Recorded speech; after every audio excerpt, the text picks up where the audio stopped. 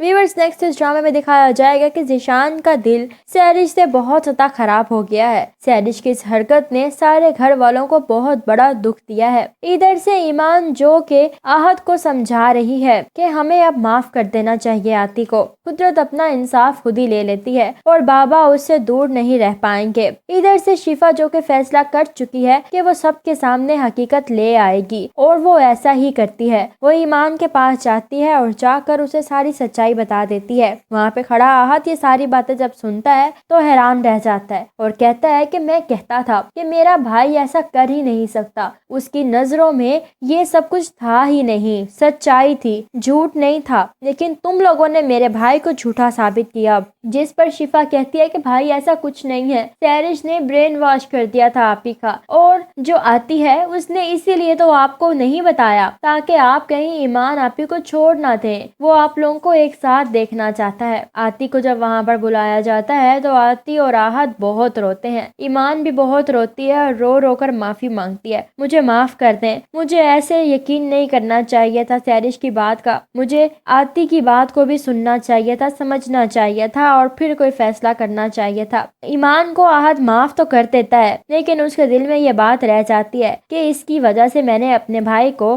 घर से निकाला, मारा पीटा। और जब आहत के बाप को पता चलता है तो जैसे उनकी जान में जान आ गई हो। उन्हें सुकून मिल जाता है कि मेरा बेटा ऐसा कर ही नहीं सकता, मुझे यकीन था। ईमान घर आती है और आकर सैलिश के मुंह पर एक जोरदार थप्पड़ दे मारती है और सब लोग देखते रह जाते हैं कि ईमान क्या हुआ है, ये क्या किया है तुमने। जिस पर ईमान कहती है कि मुझे ये बहुत पहले कर लेना चाहिए था, मैं क्यों इसकी बातों में आ गई, इसकी बातों में आकर मैं अपना घर खराब करने वाली थी। ये सुनकर सब लोग हैरान रह जाते हैं, ये क्या कह रही हो ईमान, आखिर हुआ क्या है। लेकिन ईमान कुछ भी नहीं कहती और सैरिश को लेकर कमरे में चली जाती है। जिसके बाद दिखाया जाता है कि सैरिश को बहुत बातें सुनाती है ईमान और बहुत रोती है। जिस पर सैरिश कहती है कि मुझे जो ठीक लगा मैंने वही किया और आगे भी वही करूंगी जो मुझे ठीक लगेगा, मैं आप लोगों के फैसलों पर चलने वाली नहीं हूँ। और ईमान को वहाँ से जाने का कह देती है। ये सारी बातें ज़ीशान सुन लेता है। जब कमरे से निकलती है ईमान तो बाहर खड़े ज़ीशान को देखकर हैरान रह जाती है। उसे समझाने की कोशिश करती है लेकिन ज़ीशान यही कहता है कि ईमान तुम जाओ,